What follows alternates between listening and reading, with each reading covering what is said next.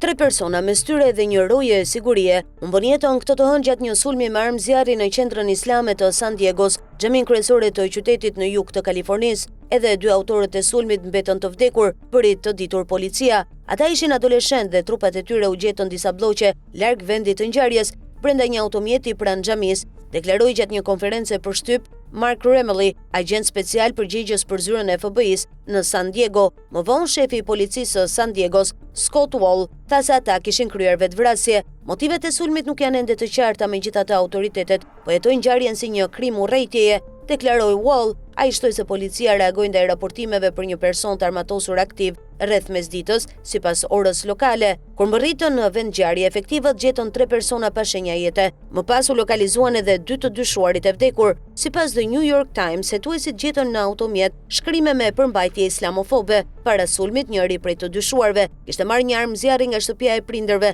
dhe kishte lënë një letër vetvrasjeje, thanë zyrtar që folën në kushte anonimiteti për gazetën amerikane. Ata shtuan gjithashtu se në njërin prej armëve të përdorura në sulm ishte shkruar shpreha "Gjuhë urrejtjeje". Qendra islame e San Diegos është një xhami, por gjithashtu përfshin edhe një shkollë. Drejtori i saj, imami Taha Hassan, u shpreh këtë të hënë i indignuar nga sulmi ndaj një vendi adhurimi. Sulmi i hënës është i fundit në një seri atentatesh kundër institucioneve fetare në Shtetet e Bashkuara, çka ka shtyrë autoritetet të forcojnë masat e sigurisë rreth këtyre qendrave. Në mars, një burr sulmoi një sinagogë në periferi të Detroitit, e cila strehonte edhe një shkollë fillore. Ai përplasi kamionin e tij në ndërtesë, duke shkaktuar zjarr, e më pas humbi jetën gjatë një përplasjeje me rojet e sigurisë. Presidenti i Shteteve të Bashkuar Donald Trump deklaroi para gazetarëve në shtëpinë e Bardhë se ishte informuar për sulmin. Është e tmerrshme, tha Trump për sulmin ndaj xhamisë, edhe figura të tjera politike në nivel kombëtar, si guvernatori i Kalifornisë Gavin Newsom, reaguan publikisht për incidentin. Brian Sanchez, një njerëz që jeton përballë xhamisë, i tha me telefon gazetës El País